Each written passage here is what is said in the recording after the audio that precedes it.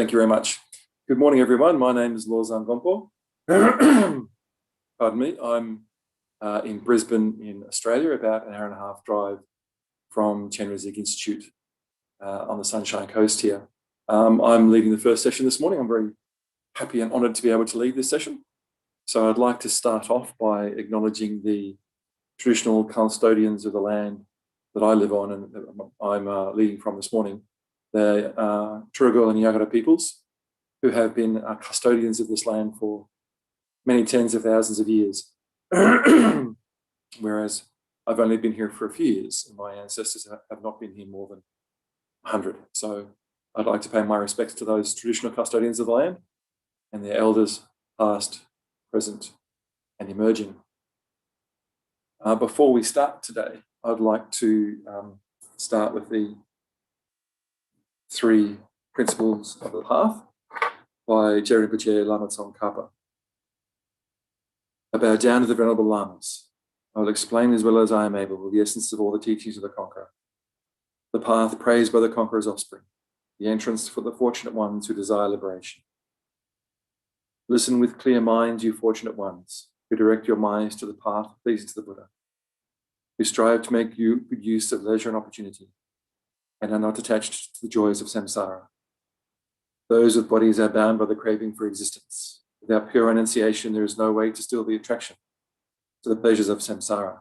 Thus, from the outset, seek renunciation. Leisure and opportunity are difficult to find. There is no time to waste. Reverse attraction to this life, reverse attraction to future lives. Think repeatedly of the infallible effects of karma and the misery of this world.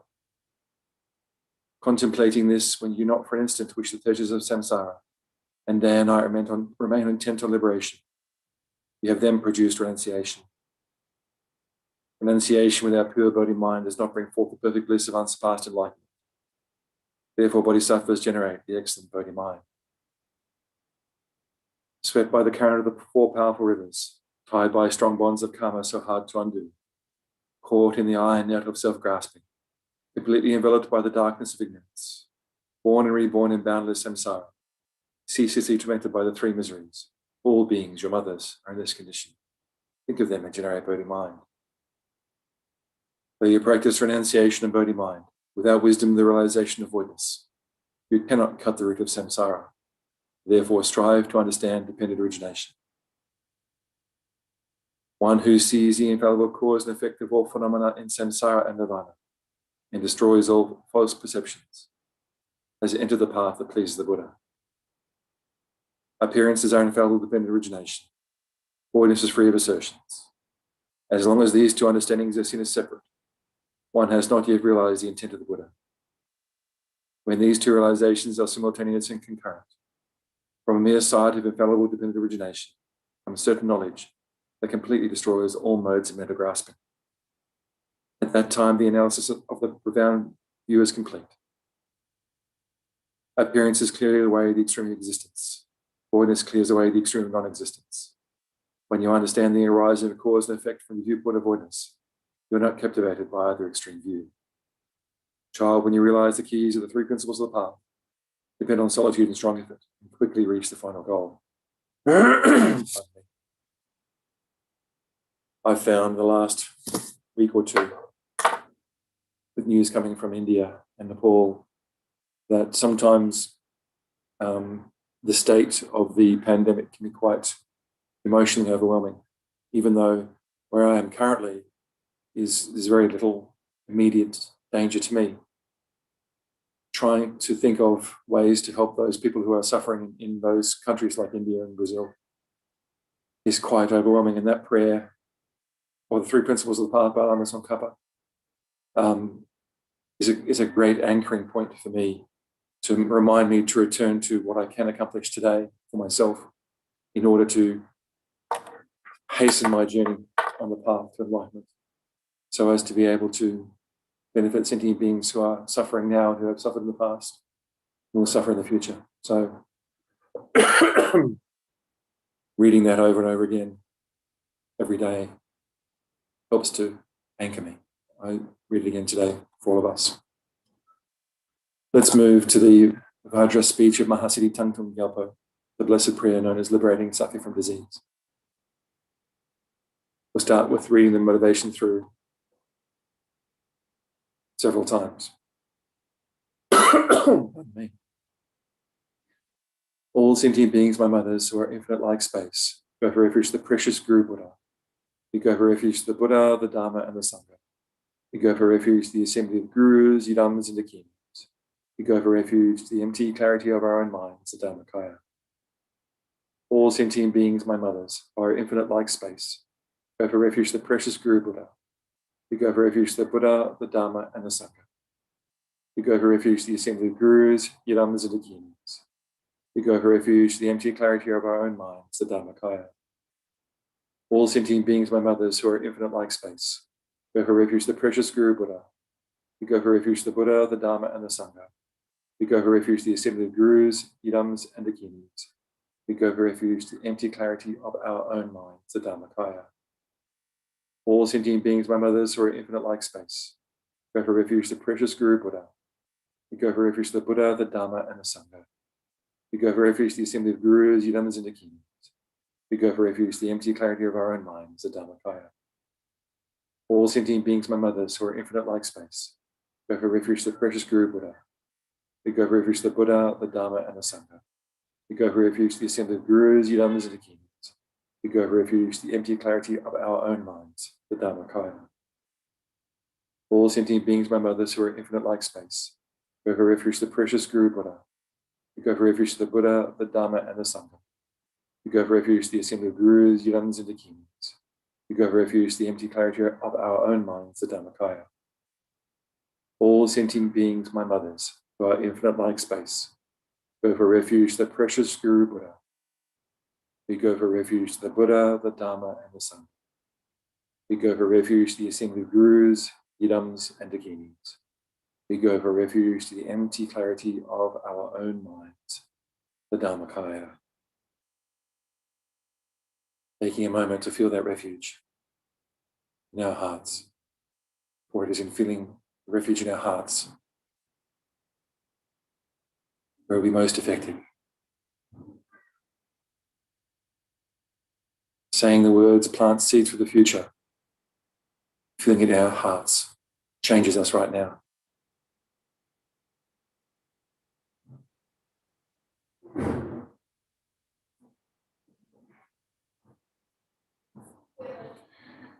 Moving on to recite the mantra.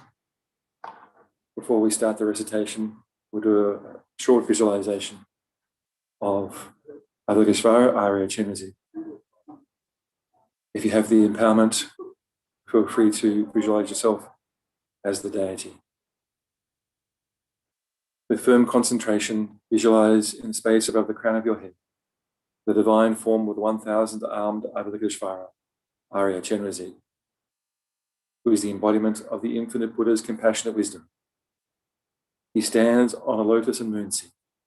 His body is in the nature of white light, youthful looking, and decorated with magnificent jewel ornaments. He has 11 faces. His central face is white, the right is green, the left is red. Above those, his central face is green, the left is white, the right is red. Above those, his central face is red, the left is green, and the right is white. Above those is a dark blue face in wrathful aspect, with orange hair standing erect. On the very top is the red-coloured Amitabha Buddha in peaceful and smiling aspect. 2 hands are clasped together at his heart, holding the wish-fulfilling gem. On his right, the next hand is in the mudra of giving realizations. Next bears a Dharma chakra, turning the wheel of Dharma, and the uppermost bears a mala, reminding you to recite the mantra. On his left, the next hand bears a vase containing the nectar of his divine compassionate wisdom. The next holds a bow and arrow, symbolizing the defeat of the four Mara. And the uppermost bears a white lotus, the purest of flowers that, although born out of light. The other 992 hands are also in the mudra of giving the highest realizations. The skin of an antelope is draped over his left shoulder, symbolizing that hatred is overcome completely by peaceful, compassionate wisdom. On a moon is Arya Chenrezig's heart, this concentration being the syllable Kri, surrounded by gallons of the mantra to be recited, Om Mani Padme Hum, white in color and standing clockwise. Light rays radiate from them, filling the inside of one's body and purifying all negativities and obscuration. Light rays radiate outwards from which an incalculable assembly of deities, the great compassionate one, are emitted, purifying the negativities and obscurations of all sentient beings and setting them in a state of Arya Chenrezig. These then collect back, dissolve into the free at the heart of Arya Chenrezig. Reciting the mantra out loud several times, and then silently continuing. Om Mani Padme Hum, Om Mani Padme, Om Mani Padme Hum, Om Mani Padme, Om Mani Padme Hum, Om Mani Padme, Om Mani Padme Hum, Om Mani Padme Hum, Om Mani Padme Hum, Om Mani Padme, Om Mani Padme Hum, Om Mani Padme, Om Mani Padme Hum, Om Mani Padme, Om Mani Padme Hum, Om Mani Padme Hum, Om Mani Padme Hum, Om Mani Padme, Om Mani Padme Hum, Om Mani Padme Hum, Om Mani Padme.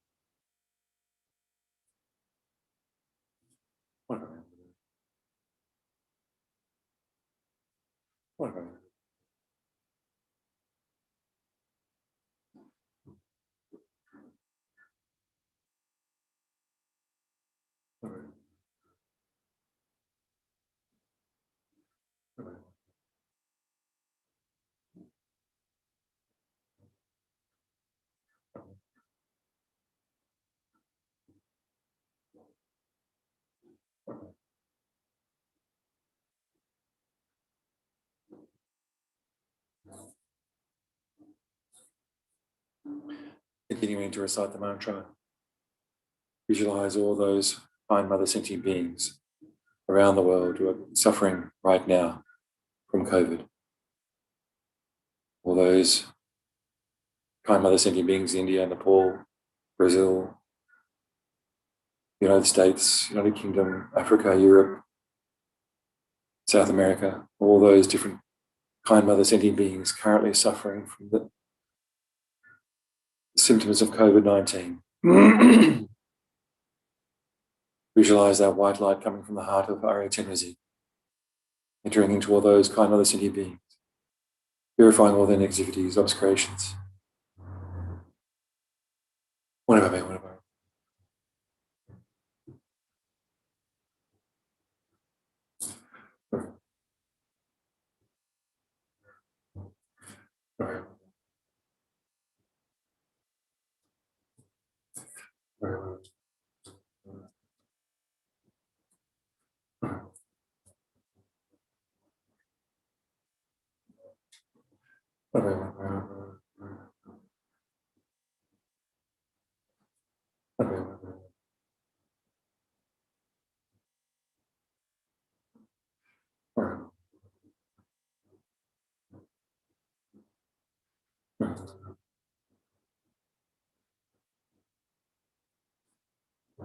Continuing to recite the mantra, visualize all those kind mother sentient beings who are caring for those sick and dying, putting themselves, their own lives at risk to care for those who are unwell. Both the physical strain of caring for those people and the mental anguish of thinking, will they catch the disease themselves? Will they pass it on to somebody else or their loved ones? All the terrible suffering that those other sentient beings are going through in order to directly help those who are suffering right now. White light in the heart of Arya, create the heart of Arya Chenrezig, emanating out, entering into those people, purifying all their negativities and obscurations, all their suffering.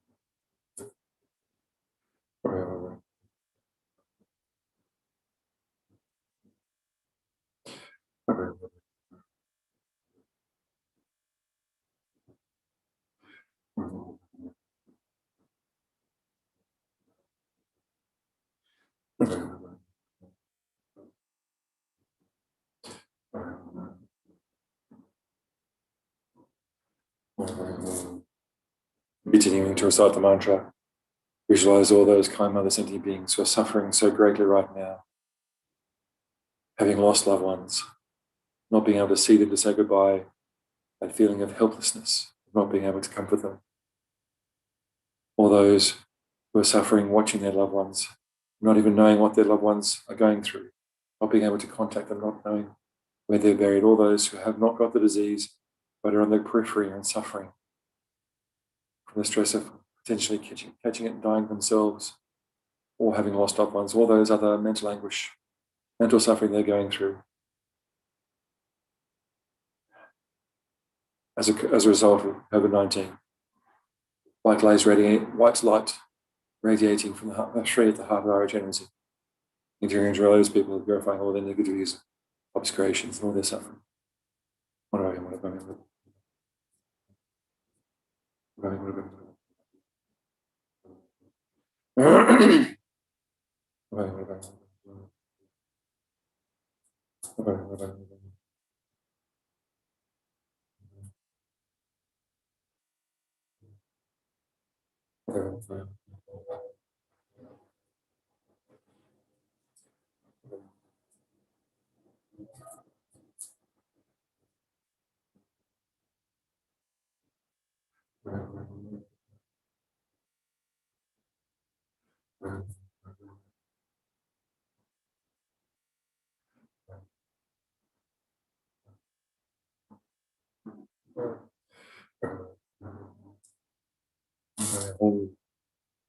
Continuing to recite the mantra, visualize all those kind mother sentient beings in human form around the world whose collective karma have created this pandemic. Visualizing the white light from the Shri at the heart of our Chenrezig, emanating out, purifying all the negativities, obscurations, and everything in all the human sentient beings whose karma has created this pandemic, purifying that karma so that the pandemic quickly abates, and that suffering from this particular disease dissipates entirely. It's gone forever.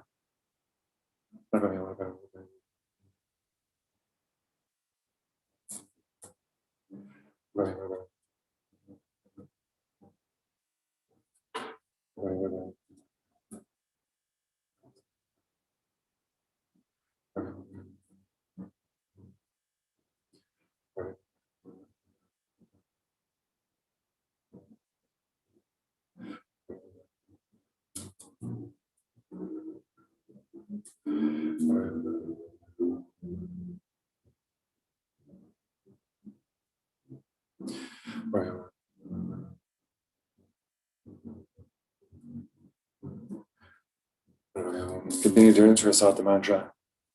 Now visualize the white light from the Shri heart of our Chenrezig, expanding to all sentient beings, not just of this world, but all sentient beings in all realms and all worlds, the 10 directions, purifying all negativities and karmas, negative karmas, obscurations, all kind mother sentient beings, purifying them, placing them in the state of our Chenrezig.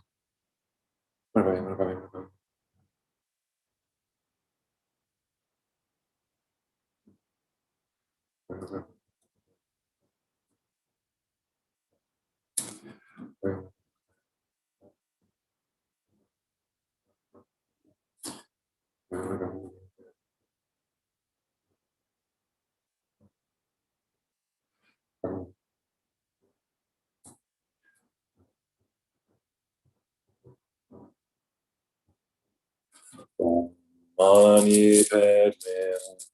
Om Mani Padme Om Mani Padme Hum. Om Mani Padme. Moving on now to recite the actual prayer. We'll say this through several times. May all the diseases that sadden the minds of sentient beings that result from karma and temporary conditions, such as the harms of graha spirits, illnesses of the Buddhas, not occur in the realms of the world. May whatever sufferings there are from life-threatening diseases, that like a butcher leading an animal to be slaughtered, separate the body from the mind in a mere instant, not occur in the realms of the world. May all embodied beings be unharmed by acute, chronic, and other epidemic diseases, the mere sounds of whose names terrify beings, as they have been placed inside the mouth of Yama, the Lord of Death. May all embodied beings be unharmed by the 80,000 classes of interference, the 360 evil spirits that harm subtly, the 424 diseases, and so forth. May whatever sufferings there are due to disturbances of the four elements, depriving the body and mind of every happiness, be totally pacified. May the body and mind have radiance and power, endowed with long life, good health, and well-being. By the compassion of the Gurus and the three jewels, by the power of the Dakinis, Dharma protectors and guardians, by the power of the truth of the infallibility of karma and its results, may all these dedications and prayers be fulfilled. May all the diseases that sadden the minds of sentient beings that result from karma and temporary conditions, such as the harms of graha spirits, illnesses of the Buddhas, not occur in the realms of the world. May whatever sufferings there are from life-threatening diseases, that like a butcher leading an animal to be slaughtered, separate the body from the mind in a mere instant, not occur in the realms of the world. May all embodied beings be unharmed by the acute, chronic, and other epidemic diseases, the mere sounds of whose names terrify beings, so they be placed inside the mouth of Yama, the Lord of Death. May all embodied beings be unharmed by the 80,000 classes of interference, the 360 evil spirits that harm subtly, the 424 diseases, and so forth. May whatever sufferings there are due to disturbances of the four elements, depriving the body and mind of every happiness, be totally pacified. May the body and mind have radiance and power, endowed with long life, good health, and well-being. By the compassion of the three Gurus and the three jewels, by the power of the Dakinis, Dharma protectors and guardians, by the power of the truth of the infallibility of karma and its results, may all these prayers, dedications, and prayers be fulfilled.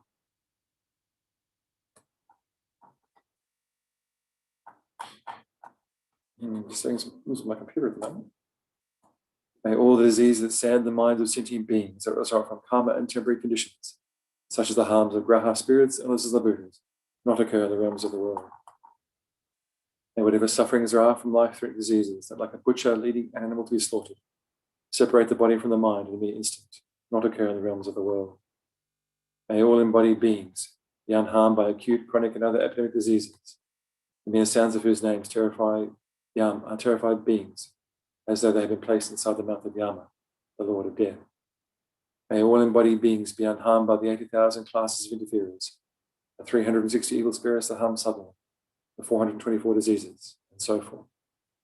May whatever sufferings there are due to disturbances of the four elements, depriving the body and mind of every happiness, be totally pacified. May the body and mind have radiance and power, endowed with long life, good health, and well-being. By the compassion of the Gurus and the three jewels, by the power of the Dakinis, Dharma protectors and guardians, by the power of the truth of the infallibility of karma and its results, may all these dedications and prayers be fulfilled. So before we move on, I'd like to just say the four immeasurables. May all sentient beings have happiness and the cause of happiness.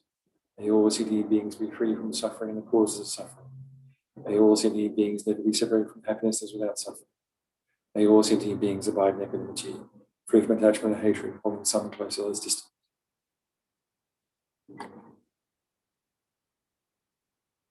So before we're moving to the retreat prayer book to do so, to the dedications from Lama Zopa Rinpoche, I'd like to read the prayer from Shantideva's Bodhisattva's Way of Life. And you should think that this is my contribution to the peace and happiness of all sentient beings, in particular to the peace and happiness of sentient beings of this world. May all beings everywhere plagued by suffering of body and mind obtain an ocean of happiness and joy by virtue of my merits. May no living creature suffer commit evil or ever fall ill. May no one be afraid or belittled with the mind weighed down by depression. May the blind see forms and the deaf hear sounds. May those whose bodies are worn with toil be restored upon finding repose. May the naked find clothing and the hungry find food. May the thirsty find water and delicious drinks. May the poor find wealth, those weak with sorrow find joy. May the forlorn find hope, constant happiness and prosperity. May there be timely rains and bountiful harvests. May all medicines be effective and wholesome prayers bear fruit. May all who are sick and ill quickly be freed from their ailments. Whatever diseases there are in the world, may they never occur again. May the frightened cease to be afraid, and those bound be free. May the powerless find power, and may people think of benefiting each other. As long as space remains, as long as transmigratory beings remain, until then, may I too remain to dispel the suffering of transmigratory beings. Moving to the dedication prayers, dedication verses for Lama Zopa Rinpoche's teachings on thought transformation during the time of COVID-19, downloadable from the YouTube channel link. To actualize bodhicitta, may the precious supreme bodhicitta not yet born arise. May that arisen not decline but increase more and more. Samsara and nirvana lack even an atom of inherent existence, and cause and effect are dependent arising. And dependent arising are unbetraying. I seek your blessings to discern the meaning of Nagarjuna's thought, that these two are mutually complementary and not contradictory. For the sick, however many sick sentient beings there are, may they quickly be freed from all their sickness. May all the sicknesses without exception of transmigratory beings never occur again. In all my lives, never separated from perfect gurus, may I enjoy the magnificent Dharma by completing the qualities and grounds of the paths. May I quickly attain the state of Vajradhara. Moving down to always be used by sentient beings, like the earth, water, fire, and wind, medicines and wood in the forest. May I always be enjoyed by all sentient beings as they like and without resistance. May I hold sentient beings as dear as my life. May sentient beings hold me most dear. And may all their negative karma ripen upon me, my virtue ripen upon them. As long as any sentient being has not been liberated from samsara, may I abide in samsara to help them, even though I achieve the highest enlightenment. May I become like a rich-growing jewel filling all the wishes, and like a rich-growing tree fulfilling all the hopes of transmigrated beings. Moving down to the prayers for long life in His Holiness Dalai Lama. Incomparably kind and supreme Tenzin Gyatso, the wish granting and fulfilling jewel, source of every single benefit and happiness in this world. May you have a long life and all your holy wishes be spontaneously fulfilled. The long life of Kyabje Lama Zopa Rinpoche.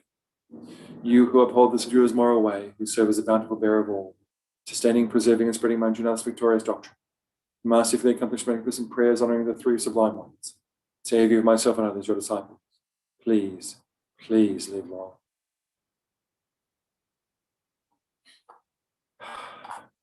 That's the end of my session for today. I'm very happy to have been able to lead this session, and I hope that we can find, not only, of course, is it effective in alleviating the pandemic, but we can find some solace for ourselves in having performed this practice today in order to benefit sentient beings. For as the world becomes overwhelming with the different sufferings we observe, especially now, very obviously with COVID-19, individually we can find it very difficult to cope. But it's through these practices not only that we create the causes for alleviating the pandemic, but we also find it comforting for ourselves so that we can individually keep going and be reassured in action that we're taking for ourselves, benefit sentient beings. Good morning, Venerable Choki.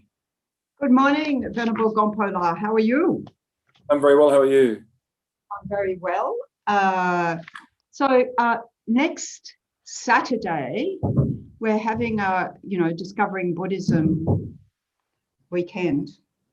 Yes. I don't know what your schedule is, but we're going to have lunch for the nunniversary of our new nuns, even though it's a week before. The DB has wanted to celebrate their first year of ordination. Of course, there'll be another celebration later. And they said, oh, could you invite Gyalpo La as well? So Yes, I don't know. Invited. Thank you very much. Oh, you have been? Yes, excellent. Good. I don't know if you're able to. Yeah, you can't. Unfortunately, right? My school is having a tree planting activity on that day, and I'm going to be away from 6 a.m. to 6 p.m. that day, so I'm not going to be able to make it up there. I'm sorry. Okay, well, there'll be another celebration when Geshe-la gets back from his holiday. So with Geshe-la of the whole, so that'll be the end of May. So you'll hear about that as well. Hopefully I can make it up there. We can all celebrate our ordination every day, can't we? The amazing opportunity. Okay, are we all working? Yes, so I will, and I'll send my prayers up to you for that. Wish you all the best. Thank you very much. Thank you. Have a good day. Yeah, and you. So, okay, so zooming from Brisbane back up here to the Sunshine Coast, which is slightly less than sunny at the moment, but the sun's trying to do its thing. I mean, we're so fortunate in this part of the world. So first of all, paying our respects to the custodians of this land who've, the Gubbi people of this land who have kept this land in good condition for, tens of thousands, however many tens of thousands of years, so that we can be here together to, in this powerful place of study, reflection, meditation, and all our practice. And actually, I can hear movement above in the main Gompa. We have the delight of the Dharma kids this morning coming in for the Dharma Kids Club, the Kind Kids Club. So how wonderful, can rejoice that we're able to still engage in this. I don't know if the sound, when we did a 3-month Vajrasattva retreat in this room, and every time they moved anything upstairs, it sounded like a herd of elephants. But that made me think, I must sound like that to the little ants when I walk along the path, clomp, clomp, clomp. So it made me be a little bit more gentle in my footsteps. We need that for the world. And of course, as Venerable Tendala sent a check-up message with Rinpoche to see that with our prayerathon, are we on track? Is there anything, we need to, step up, change, or whatever, is it still, sort of our format that we have still beneficial? I mean, I might say I'm very inspired by the different ways in which we all, sort of engage with this practice. It's so very inspiring, to see the different Sangha around the world engaging differently with this most powerful, auspicious practice for the benefit of the world until the pandemic declines, as Rinpoche says. And of course, we're probably all real with the statistics, that like in India, for the past 9 days, over 300,000 cases a day, and sort of at least 2 deaths every single minute. It's inconceivable, and that so far 19 million cases and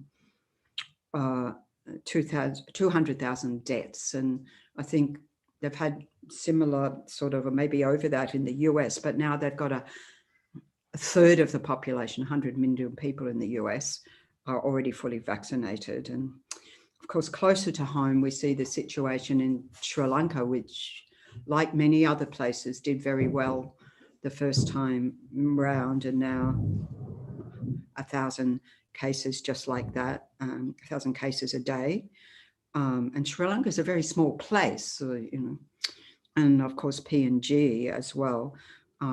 Very high infections, and Timor-Leste, and places in our region, of course, as well as Brazil and other Europe and other parts of the world. So we see this pandemic not declining anytime soon. So I think we'll be doing this prayerathon for some time to come. And it was just so heartwarming to to see the, huge tanks of oxygen, people around the world, countries around the world doing what they can to help India, to help each other. We're all in this together, and in whatever ways of being able to help, setting a strong motivation for that. So we can do that here through the benefits of our practice. The Vajra speech of Mahasiddhi Thangtong Gyalpo, the blessed prayer known as liberating the Sakya from disease. All sentient beings, my mothers, who are infinite like space, go for refuge to the precious Guru Buddha. All sentient beings, my mothers, who are infinite like space, go for refuge to the precious Guru Buddha. All sentient beings, my mothers, who are infinite like space, go for refuge to the precious Guru Buddha. So visualizing on every atom space, ourselves multiplied on every atom of space, engaging in this practice, but then all other sentient beings, as it says in this prayer, arising in human form, engaging in this practice along with us for the benefit of the world, making our motivation much more powerful through the power of our visualization and our practice. And through that, taking refuge in the Guru Buddha. So of course, Shakyamuni Buddha, we have the connection with in this, but then emanating in various forms like here, Tara and the whole Tara entourage, Buddha Tara. Action, swift action of Tara we need right now, isn't it? We go for refuge to the Buddha, the Dharma, and the Sangha. We go for refuge to the assembly of gurus, yidams, and dakinis. We go for refuge to the empty clarity of our own minds, the Dharmakaya. All sentient beings, my mothers, who are infinite like space, go for refuge to the precious Guru Buddha. We go for refuge to the Buddha, the Dharma, and the Sangha. We go for refuge to the assembly of gurus, yidams, and dakinis. We go for refuge to the empty clarity of our own minds, the Dharmakaya. All sentient beings, my mothers, who are infinite like space, go for refuge to the precious Guru Buddha. We go for refuge to the Buddha, the Dharma, and the Sangha. We go for refuge to the assembly of gurus, yidams, and dakinis. We go for refuge to the empty clarity of our own minds, the Dharmakaya. All sentient beings, my mothers, who are infinite like space, go for refuge to the precious Guru Buddha. We go for refuge to the Buddha, the Dharma, and the Sangha. We go for refuge to the assembly of gurus, yidams, and dakinis. We go for refuge to the empty clarity of our own minds, the Dharmakaya. So every time I look up, I see Buddha Maitreya. No, I don't see Buddha Maitreya. I mean, up here on the wall opposite, we have Matrugpa, Buddha Matrugpa, Akshobhya. And it always reminds us of that, immutability, the resilience and strength, and that power of that. It's always a good reminder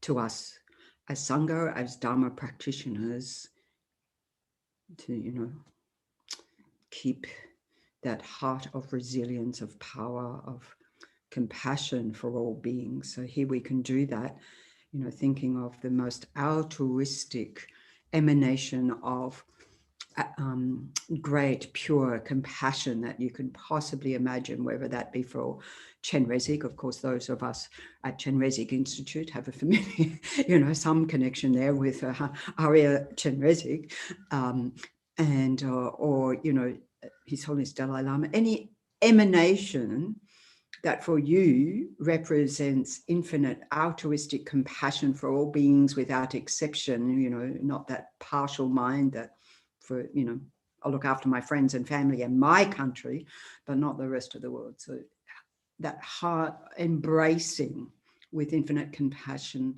all beings without exception. So visualizing above your crown and the crown of all the beings around you on every atom of space. And as we recite the mantra Om Mani Padme Hum, the mantra of compassion, combining, the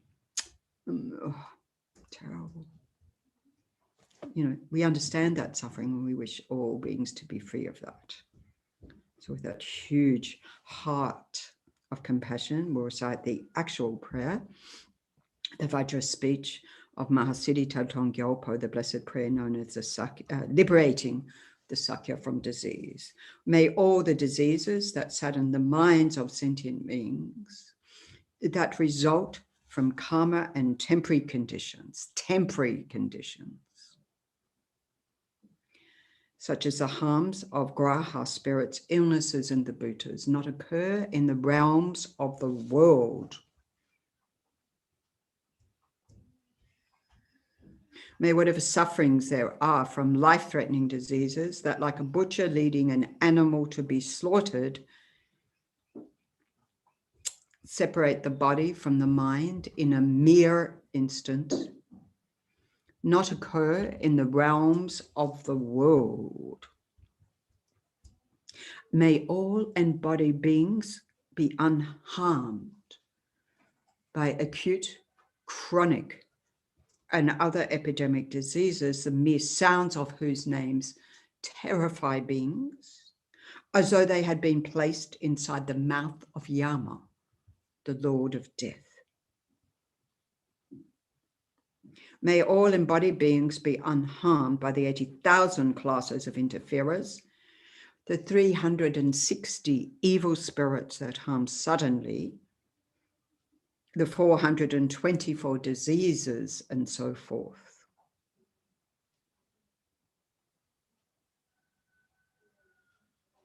Because there's a lot more diseases than that.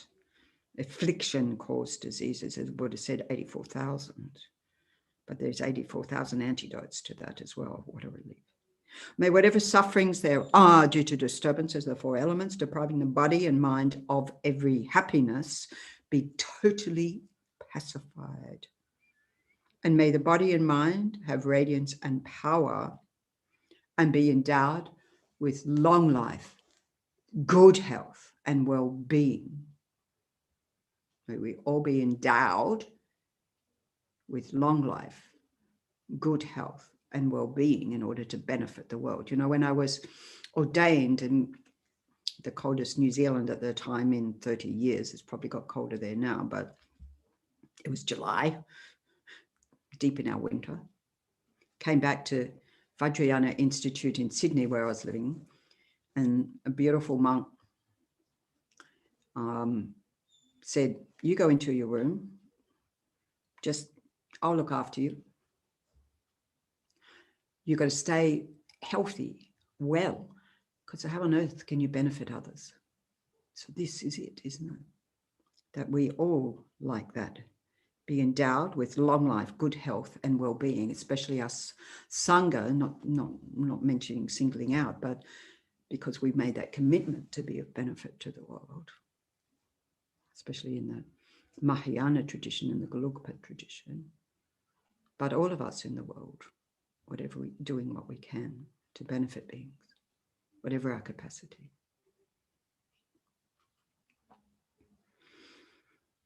By the compassion of the gurus and the three jewels, so that by the power of the dakinis, dharma protectors and guardians, and by the power of the truth of the infallibility of karma and its results, may all these dedications and prayers be fulfilled. May all the diseases that sadden the minds of sentient beings that result from karma and temporary conditions, such as the harms of graha spirits, illnesses, and the bhutas, not occur in the realms of the world. May whatever sufferings there are from life-threatening diseases that, like a butcher leading an animal to be slaughtered, separate the body from the mind in a mere instant, not occur in the realms of the world. May all embodied beings be unharmed by acute, chronic, and other epidemic diseases, the mere sounds of whose names terrify beings as though they had been placed inside the mouth of Yama, the Lord of Death. May all embodied beings be unharmed by the 80,000 classes of interferers, the 360 evil spirits that harm suddenly, the 424 diseases, and so forth. May whatever sufferings there are due to disturbances of the four elements depriving the body and mind of every happiness be totally pacified. Totally pacified. And may the body and mind have radiance and power and be endowed with long life, good health, and well-being. By the compassion of the gurus and the three jewels, by the power of the dakinis, dharma protectors and guardians, and by the power of the truth of the infallibility of karma and its results, may all these dedications and prayers be fulfilled. So every morning in our puja upstairs in the Gompa, we offer tea to His Holiness throne, to Lama Zopa's throne, to the Buddha, Shakyamuni Buddha throne. So now offering water. Anyway, delicious nectar here to the Taras. Oma hung lama sangye lama tradition lama gedunte koengi jepo lama te lama namla Chupabu.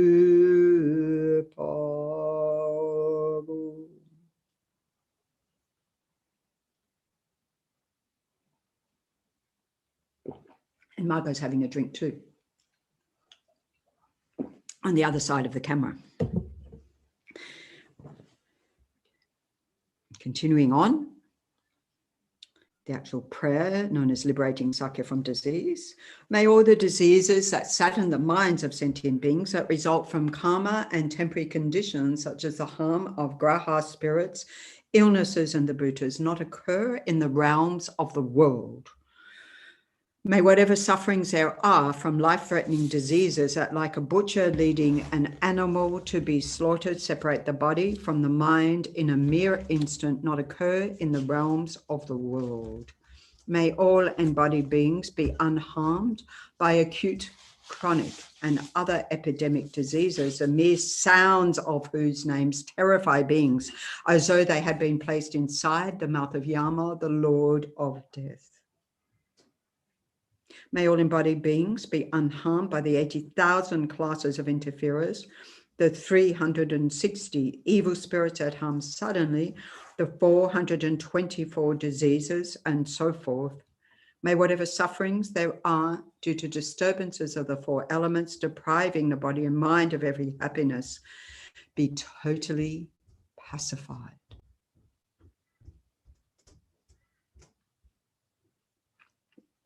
And may the body and mind have radiance and power and be endowed with long life, good health, and well-being.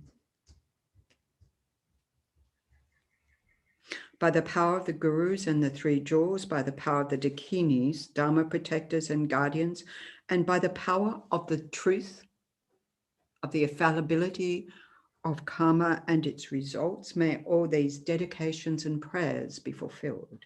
May all the diseases that sadden the minds of sentient beings that result from karma and temporary conditions, such as the harms of graha spirits, illnesses, and the bhutas, not occur in the realms of the world. May whatever sufferings there are from life-threatening diseases that, like a butcher leading an animal to be slaughtered, separate the body from the mind in a mere instant, not occur in the realms of the world. May all embodied beings be unharmed by acute, chronic, and other epidemic diseases, the mere sounds of whose names terrify beings, as though they had been placed inside the mouth of Yama, the Lord of Death. May all embodied beings be unharmed by the 80,000 classes of interferers, the 360 evil spirits that harm suddenly, the 424 diseases, and so forth. May whatever sufferings there are due to disturbances of the four elements depriving the body and mind of every happiness be totally pacified. And may the body and mind have radiance and power and be endowed with long life, good health, and well-being.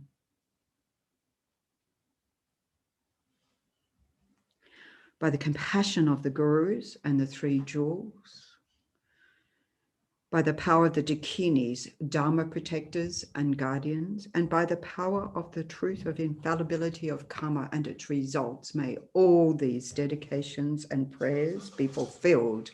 May all these dedications and prayers be fulfilled right now, immediately.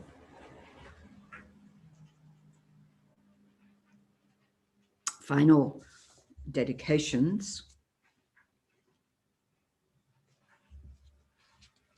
I fully dedicate these virtues to be able to train just like the hero Manjushri who knows reality, and just like Samantabhadra as well. I fully dedicate all my roots of virtue with the dedication praised as the best by all the gone beyond victors of the 3 times in order to have good conduct. May the precious supreme bodhicitta not yet born arise. May that arisen not decline, but increase more and more. The long life prayers for our precious lamas, His Holiness the Dalai Lama. We're looking forward to His Holiness teachings today on the Heart Sutra.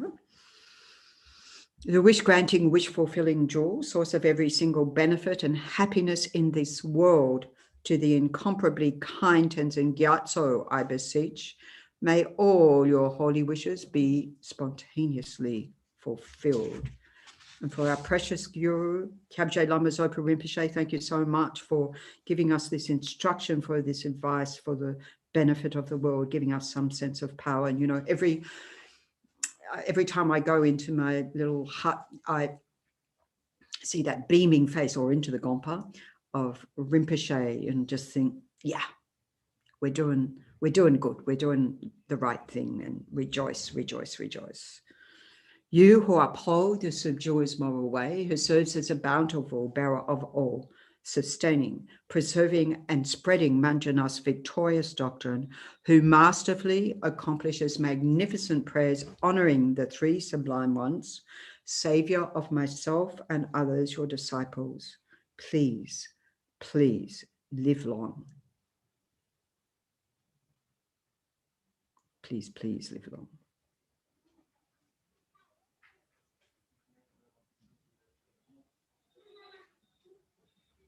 So hello to Venerable Damchola, who never sleeps in the UK, one who never sleeps, the great Bodhisattva never sleeping. Oh, Corky, don't listen, the Bodhisattva, but I'm lucky to be one of the baby dolphins, you know?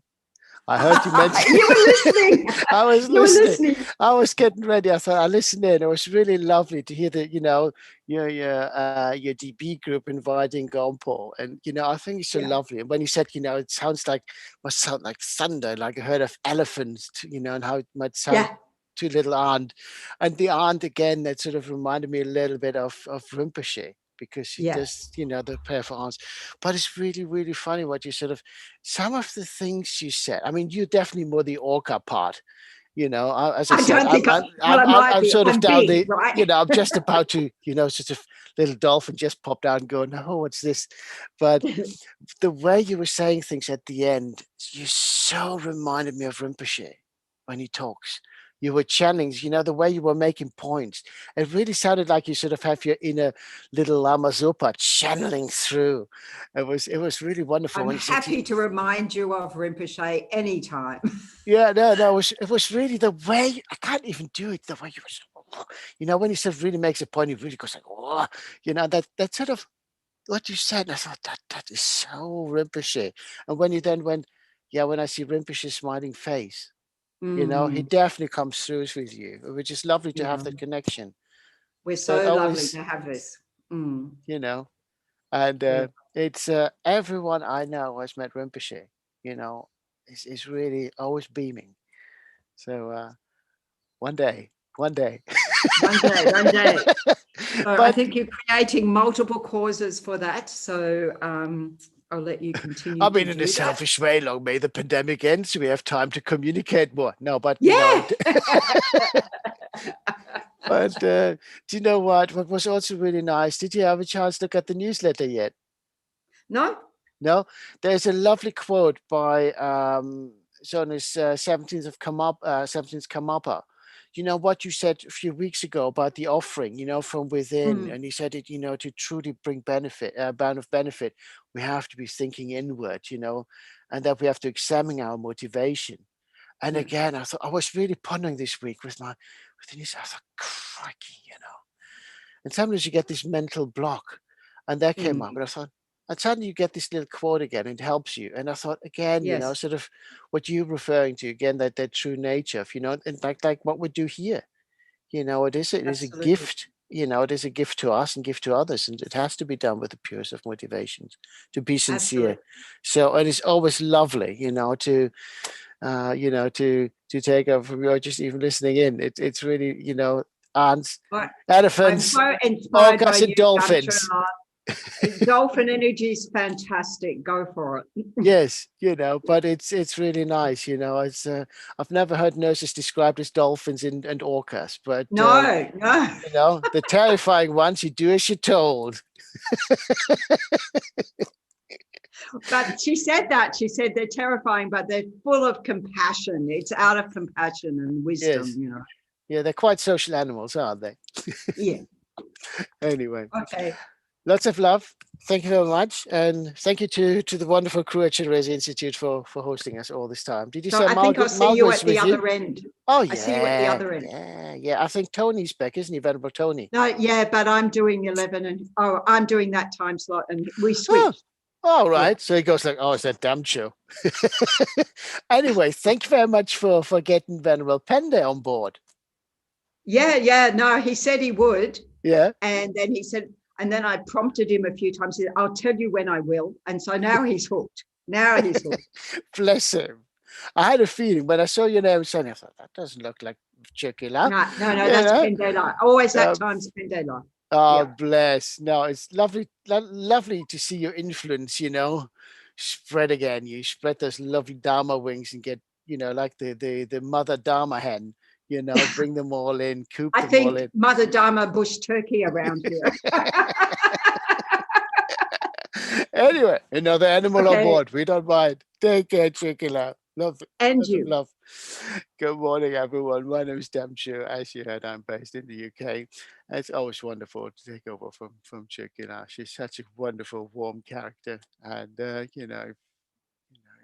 it's just really great, and it really has made all the wonderful people that have taken part in prayerathon so far, really brought their own bits in. And what was also very nice to see the spontaneous offering of tea and nectar that Chokila did. And again, it is the genuine aspect that she brings to the table. Like so many of the wonderful leads that we have. And this is now week 40 of prayerathon. Well, not week 40, it's the 40th, shall we say. And we see bubbles in India, with the pandemic flare up again, and that's a shame. And but sometimes, as it is with bodies, when they heal, you think you're on the mend, and then there's this flare up. So let's hope it's more flare up than like pus being brought to the surface. That just needs to be lanced now. And hopefully, after that, we've seen the worst of the pandemic, and we can move forward and, finish off, to have some degree of normality again, some benefit again. But it's a reminder as well that we have to, keep going on. We can't just say, okay, fine, I'm okay now. I don't need to take my medication anymore, or I don't have to care with whom I mix, or how I act, and how I do this and how I do that. And it's really the irony. We have these this news coming from India, there's so many, being identified as positive with COVID. And then here in the UK, we have this, I don't know, I mean, I leave it up to you to decide what you think. I think it's a bit strange and goes against what the government is telling us in one way, that, we have to be careful with the release of, coming out of lockdown, and yet they're putting 3,000 people in one place so they can have a party. And you go, why? Why? Oh, they've all been tested, but okay. So if they're all negative, what are you testing? This is not really how clubs would open up. So there you go. I think it's just a matter of time. If we play disrespectful games with the pandemic here in the UK as well, we probably get a slap in the face later on, and then we have no one else to blame but ourselves. So as individuals, we do what we can, and make it work, make it so that collectively we benefit. And it's sometimes hard when you're trying to do the right thing, and so many people around you go like, yeah, it's all right, don't worry about it. And you're trying to stick, and then you feel like you're the odd one out. And I'm sure that we have quite a few, of the listeners, or even within the community, who feel that way. It's like, what's the point of doing the right thing if everybody's doing the wrong thing? It's easy to do that which is not good, and it's hard to do what is. The right thing is the right thing, even if everyone else is doing the wrong thing.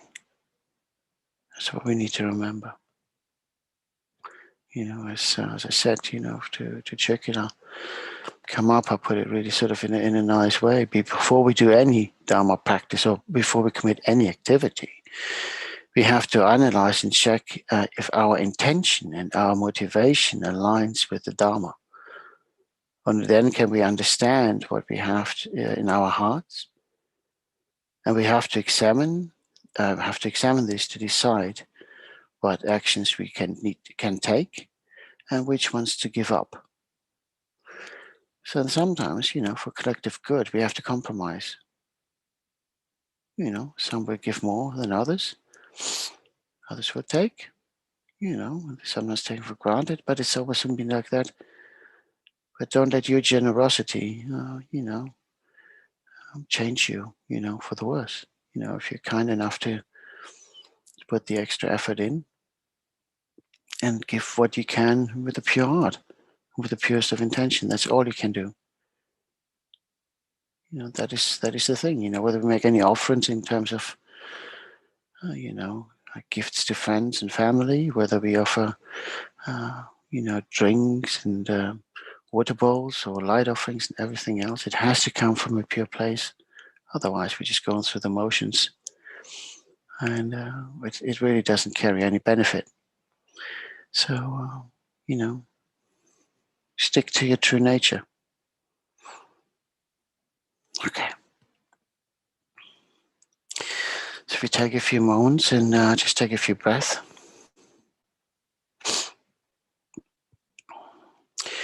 And let's just set our motivation for this session. And again, I like to read a few verses from the King of Prayers. May I ease the sufferings in the lower realms and in the many directions and dimensions of the universe. May I guide all wanderers in samsara to the pure bliss of awakening and be of worldly benefit to them as well. May I always have the friendship of those whose path is like mine, and with body, words, and also mind, may we practice together the same aspirations and activities. May I always meet a spiritual mentor and never displease that excellent friend who deeply wishes to help me and expertly teaches the Bodhisattva way. Limitless is the end of space, likewise limitless are living beings, thus limitless are karma and afflictions. May my aspirations reach be limitless as well.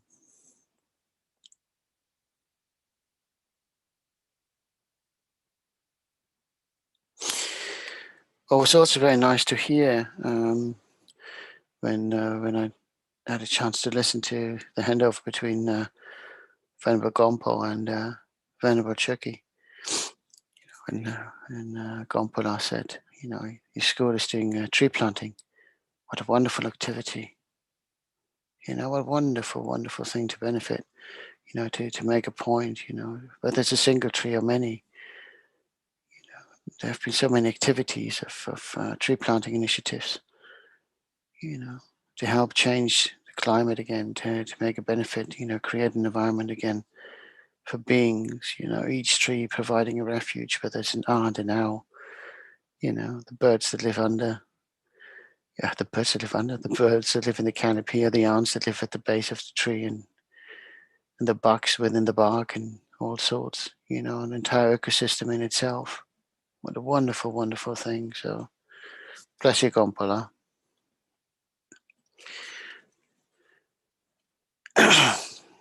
Let's visualize our Guru in the aspect of Chenrezig in the space in front. If you had the initiation, please feel free to self-generate. Otherwise, just visualize the Guru in the space in front above the crown of your head. If you're joining us from a different faith, just visualize the deity you most closely associate with compassion.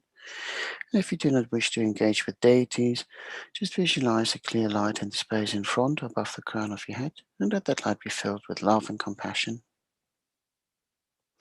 So visualize how light radiates in all 10 directions from the Guru's body, and that light carries compassion and purifying nectar. And each light being finds one of the infinite number of sentient beings wherever they are. As Chukla said, from the tiniest ant to the mighty orcas. Beautiful idea. Not just our realms, but all the realms. And if it is more, as if it's easier, to visualize them, to reach enlightenment, visualize them all in human form. But again, all beings are involved in our wish and aspiration for them to be freed from the suffering that was caused through the actions of our body, speech, and mind. We all have acted in ways that caused harm to them. And in return, we accumulated, a negative balance in our karma account. So let's call upon all mother sentient beings to join us in taking refuge. All sentient beings, my mothers who infinite like space, go for refuge to the precious Guru Buddha. We go for refuge to the Buddha, the Dharma, and the Sangha. We go for refuge to the assembly of Gurus, Yidams, and Dakinis. We go for refuge to the empty clarity of our minds, the Dharmakaya.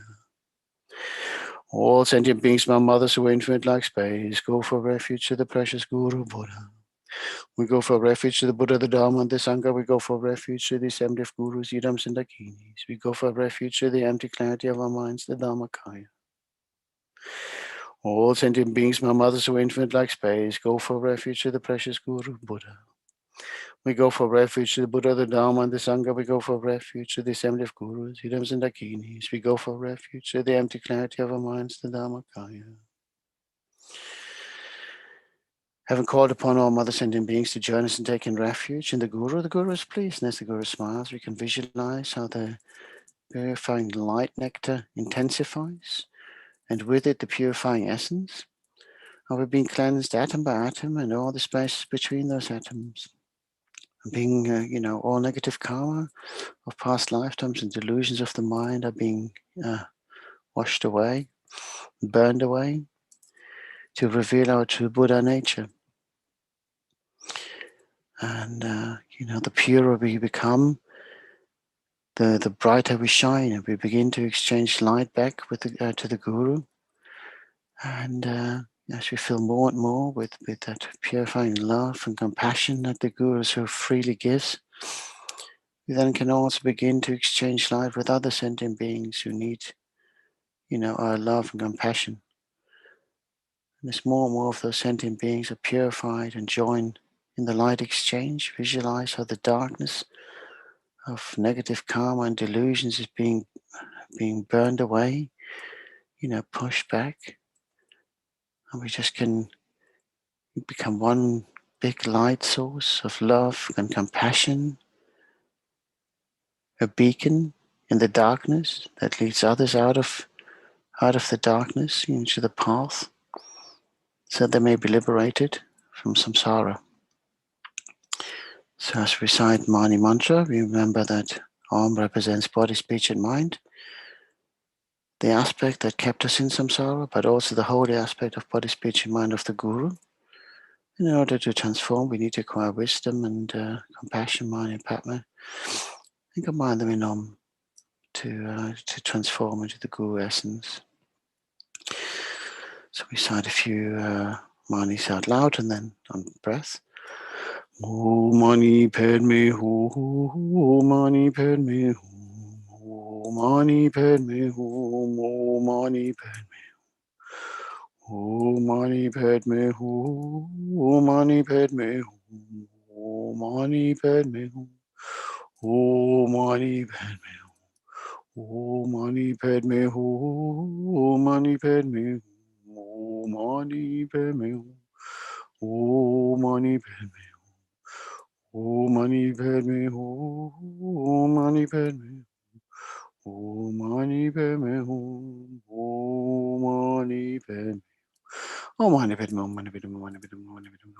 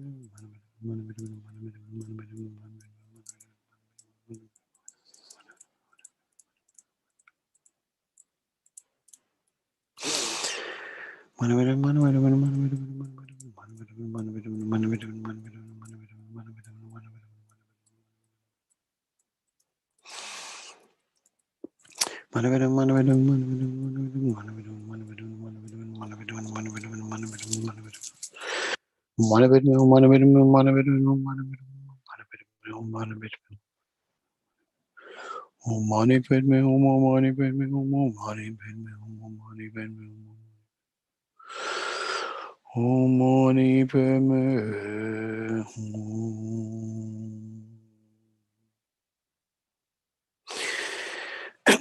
Having recited the Mani Mantra, I've recognized and acknowledged our faults of past lifetimes through the actions of our body, speech, and mind. Having purified ourselves and exchanged ourselves with the Guru and all other sentient beings, may we visualize ourselves as pure. And from that pure state, to benefit all other sentient beings, may we now, with the purest of requests and purest of our hearts, recite the actual prayer of Thangtong Gyalpo, liberating Sakya from disease. And we recite the prayer 3 times.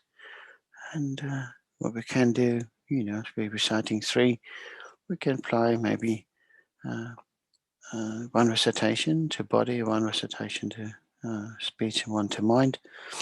And again, if you have more time, we could also apply to all the individual realms and maybe even 3 layers, each in each realm, so that we address the sufferings really in a targeted way.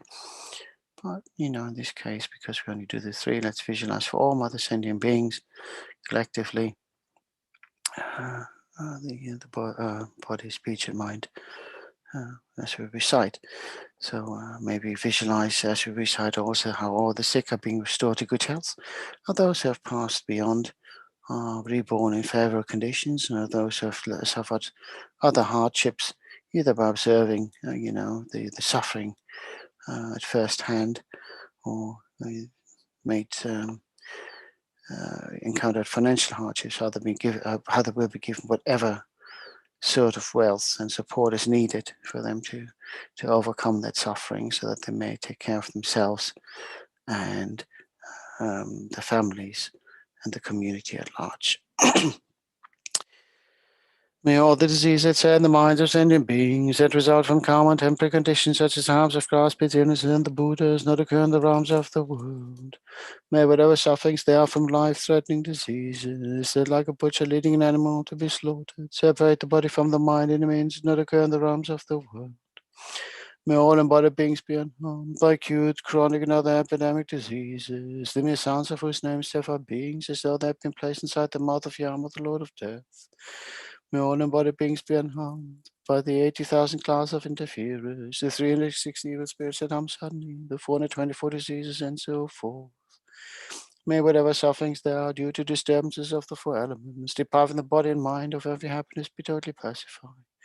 And may the body and mind of radiance and power be endowed with long life, good health, and well-being, by the compassion of the Gurus and the 3 jewels, by the power of the Dakinis, Dharma protectors and guardians, and by the power of the truth of the infallibility of karma and its results. May all these dedications and prayers be fulfilled.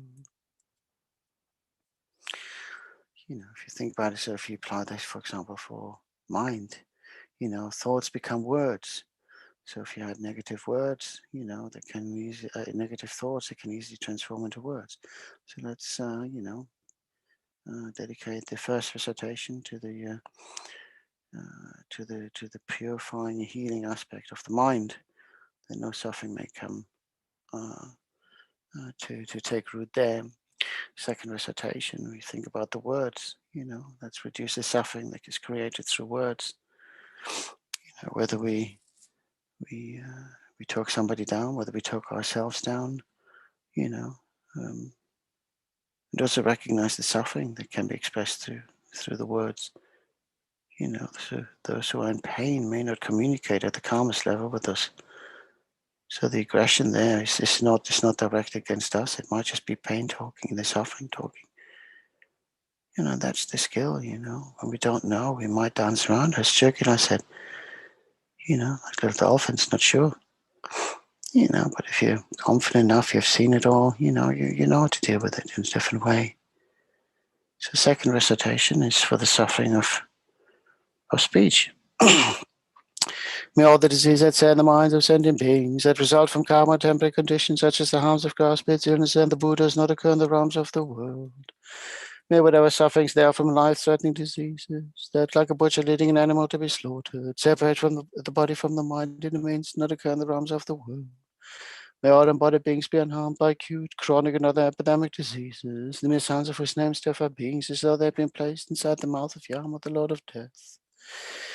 May all embodied beings be unharmed by the 80,000 class of interferers, the 360 evil spirits that harm suddenly, the 424 diseases, and so forth. May whatever sufferings there, due to disturbances of the 4 elements, depriving the body and mind of every happiness, be totally pacified. And may the body and mind of radiance and power be endowed with long life, good health, and well-being, by the compassion of the Gurus and the 3 jewels, by the power of the Dakinis, Dharma protectors and guardians, by the power of the truth of the infallibility of karma and its results. May all these dedications and prayers be fulfilled. So the final recitation. So if we dedicate that to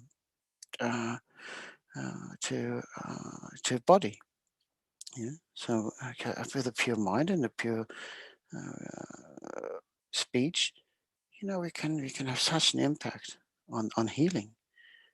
How many times, to hear a sick person, think of me, say a prayer for me, say a prayer with me, even just and even doing the right things can motivate them to think and speak differently at the great time of bodily and physical pain. So again, if we can combine that, so again, seeing the strength in that. So let's now deal with the suffering of body. May all the disease that's in the minds of sentient beings that result from karma and temporary conditions such as the harms of grass, sinners, and the Buddhas not occur in the realms of the world. May whatever sufferings there are from life-threatening diseases that, like a butcher leading an animal to be slaughtered, separate the body from the mind and means not occur in the realms of the world. May all embodied beings be unharmed by acute, chronic, and other epidemic diseases, the mere sound of whose names terrify beings, as though they had been placed inside the mouth of Yama, the Lord of Death. May all embodied beings be unharmed by the 80,000 class of interferers, the 360 evil spirits that come suddenly, the 424 diseases, and so forth. May whatever sufferings there are due to disturbances of the four elements, depriving the body and mind of every happiness, be totally pacified. May the body and mind of radiance and power be endowed with long life, good health, and well-being. By the compassion of the Gurus and the three jewels, by the power of the Dakinis, Dharma protectors and guardians, and by the power of the truth of the infallibility of karma and its results, may all these dedications and prayers be fulfilled.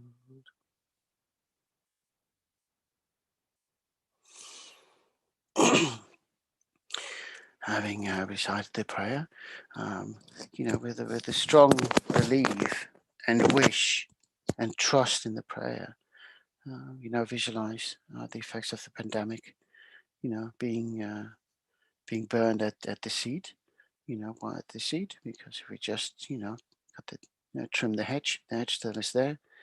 We just clear up the mess that we left. In order to stop the hedge growing, we really need to unroot it. So stop it from seeding and spreading that way. And the same is true with the pandemic. We can do the superficial stuff, or we can go at the deep stuff. And sometimes we don't get to see the deep, what we do at the ground level. We see straight away at the top, like cutting a tree to the ground. The zep that's left in the tree still can nourish, leaves for quite a while. Yet the tree will not, do any more than that. Okay. Where are we? I'm aware of time, so to go for dedications. I know Chocula is waiting in the wings. Have a nice cup of tea, Chocula. While you're at it, do a nice offering, of a cup of tea to the towers on my behalf. She's probably listening in the background. Anyway. Okay, may we dedicate wholeheartedly to all wonderful mother sentient beings. May they all be free from suffering in this course. May we be the cause for them to be free from suffering. May we dedicate to our precious gurus and the Sangha community for the dedicated work in keeping with the flame of Dharma alive, and our teachers in particular for guiding us so skillfully along the path. May we dedicate to the long life and well-being of His Holiness the 14th Dalai Lama, who is like a bright beacon, in dark times, shines with great love and compassion, advocating dialogue over violence. And may His Holiness wishes be swiftly fulfilled, and may we see him one day be reunited with his people in Tibet. Also dedicating to Lama Zopa Rinpoche for his great vision and engaging us in this particular practice. And may Lama Zopa's wishes be swiftly fulfilled. May Lama Zopa live long and healthy lives. May we never be separated from our precious gurus in this and all future lifetimes. May we benefit from their guidance wherever we meet them. Due to all the merits of these virtuous actions, may I quickly attain the state of Guru Buddha and lead all living beings without exceptions into the enlightened state. May the supreme jewel of bodhicitta that has not arisen arise and grow. May that which has arisen not diminish but increase more and more. Due to all the merits of these 3 times collected by me, the numberless Buddhas and the numberless sentient beings, may all wars, sickness, famine, torture, poverty, and economic problems in this world, and all dangers of earth, water, fire, and wind be pacified immediately. And may perfect peace and happiness prevail in one's hearts and lives. May the Buddha Dharma last for a long time, and may the sentient beings in this world meet the Buddha Dharma and achieve enlightenment as quickly as possible. Due to all the past, present, and future merits collected by me, and all the merits of the 3 times collected by the numbers Buddhas and numbers sentient beings, which are completely empty of existing from their own side. May I, who am completely empty of existing from my own side, achieve that state of full enlightenment, which is completely empty of existing from its own side, and lead all sentient beings who are completely empty of existing from their own side into that state which is completely empty of existing from its own side, by myself alone, who's completely empty of existing from my own side. So the long life prayers for His Holiness and Lama Zopa.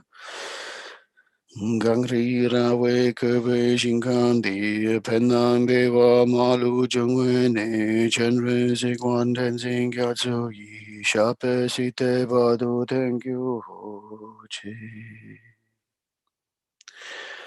Tupchul Chang Xing Yam Gyun Gyalwe Tenzing Gyun Pelwe Gundo Dok Po Tse Chok Som Kewe Lek Mun Tu Dru Padak Sok Tu Je Gondo Shap Ten Sho.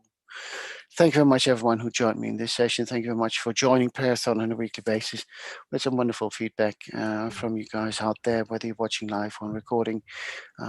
So pleased you find benefit in what we do, and that you find it's a nice place to come to recharge your batteries and make it part of your weekend routine. So thank you very much, and greetings. Back to Australia. Back Yeah, to yeah. Go. Look how she's beaming. Crikey, well, actually, sunshine.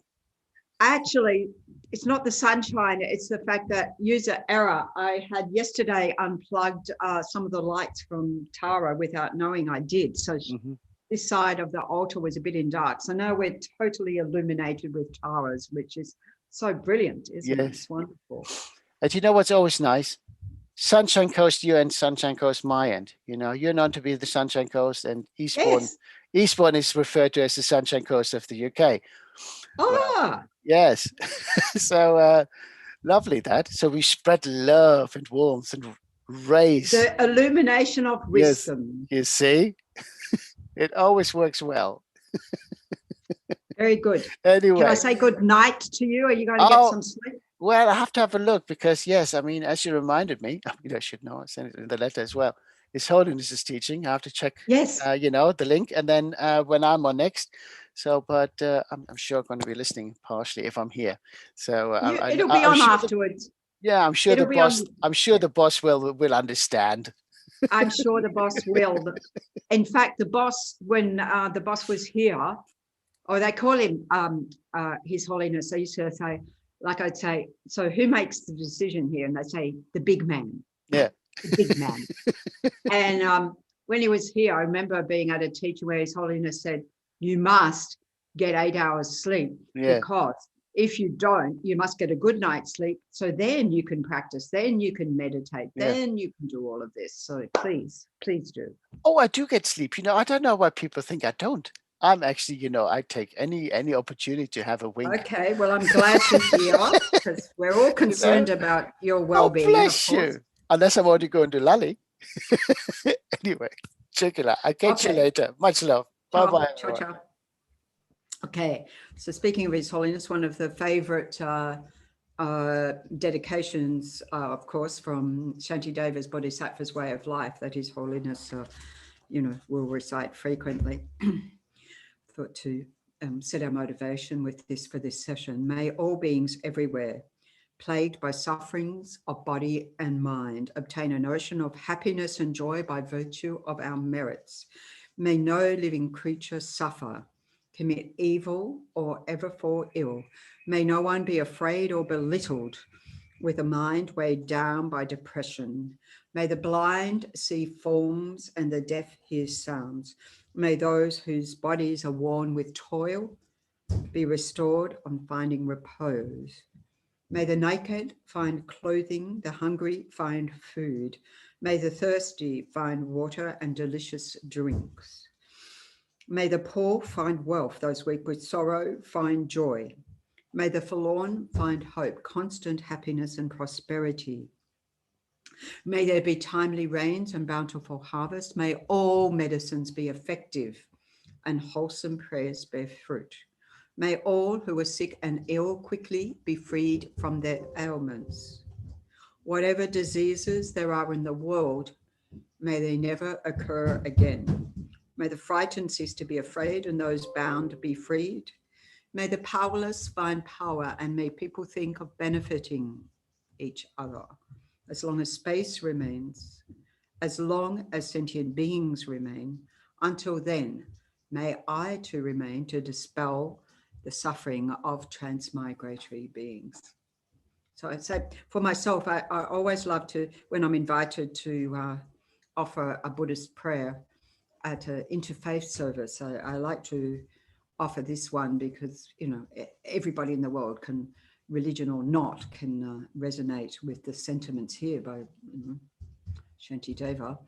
And at my father's funeral, my father made it very clear he didn't want any religion, any prayers in his funeral service, but he was dead, and so my mother had a different idea and asked me to do a Buddhist prayer that would apply. And I gave her a look at this and I said, I'm not sure about the last word, it might be a bit too Buddhist. And she said, yeah, leave that one off just for the funeral service. So sorry, Dad. Well, he's well and truly long gone and taken whatever other, hopefully very auspicious form by now. Anyway, so like that. And yesterday I was talking, you know, speaking into faith, a few people yesterday about, you know, one who's working with like Hindu, she's Buddhist, but working with Hindus and Muslim and so forth. And just that resonating. Of course, every time I think Muslim, my hand goes here because I'm so used to going into the synagogue. Sorry, that as well, but into the mosque and putting hand on heart, you know, as that greeting, you know. And of course, you know, my brother's Muslim and, you know, the rest of my family, so we're all very interfaith, so I'm quite comfortable in that space, myself personally. And as His Holiness said, you know, this is one of our pillars in FPMT, but also in His Holiness' mission in this world. You can see how much connection he's made of faith leaders of all faiths and with world leaders and so forth for the benefit of the world. So may we continue to be inspired and connect with each other on the basis of our shared values and spirituality and so forth, even though our practices are different, as this person said yesterday, even though the practices are different, it all comes down to common shared values, so like that.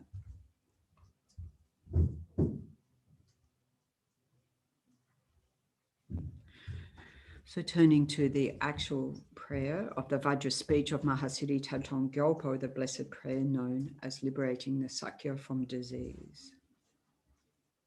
May all sentient beings, my mothers, who are infinite like space, go for refuge to the precious Guru Buddha. May all sentient beings, my mothers, who are infinite like space, go for refuge to the precious Guru Buddha. May all sentient beings, my mothers, who are infinite like space, go for refuge to the precious Guru Buddha. Visualizing around you on every atom of space, all sentient beings arising in human form, and then yourself as well, emanating. Imagine you can emanate as many bodies as atoms of the world. Of course, that's what a Buddha can do, infinite bodies. So we can, having Buddha nature, we have that potentiality, all of us, whether we're a bush turkey, an ant, or a human, whether we have a faith or not, we all have this potentiality. And by visualizing that potentiality, we enhance, you know, gazillion-fold, as Rinpoche would say, you know, the power of our practice.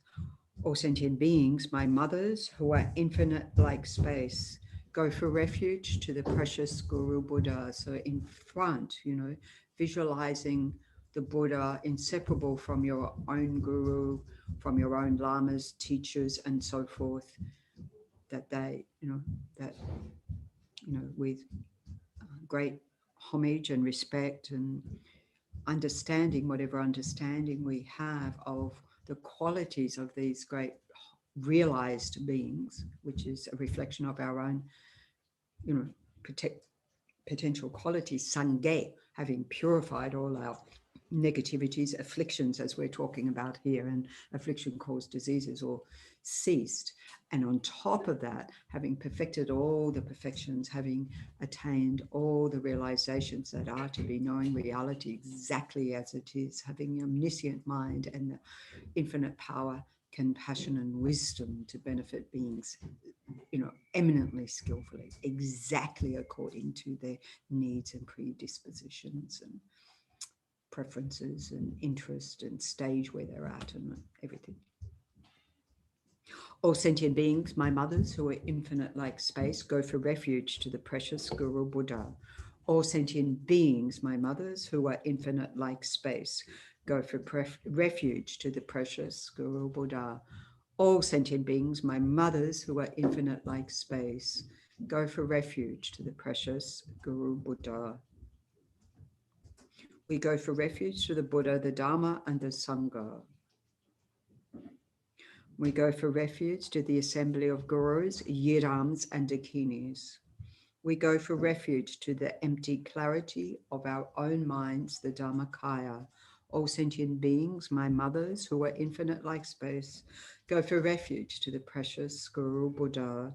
We go for refuge to the Buddha, the Dharma, and the Sangha. We go for refuge to the assembly of gurus, yidams, and dakinis. We go for refuge to the empty clarity of our own minds, the Dharmakaya. All sentient beings, my mothers, who are infinite like space, go for refuge to the precious Guru Buddha.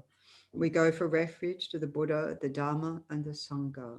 We go for refuge to the assembly of gurus, yidams, and dakinis. We go for refuge to the empty clarity of our own minds, the Dharmakaya. So whatever understanding of this empty clarity of your own mind, which is vast as space, limitless, unobstructed,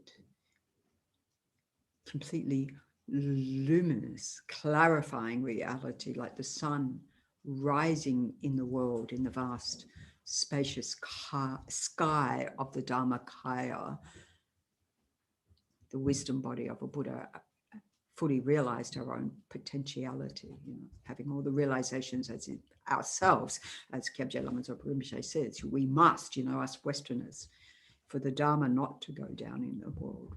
So really having great conviction that I myself alone can do this for the benefit of the world, of all beings.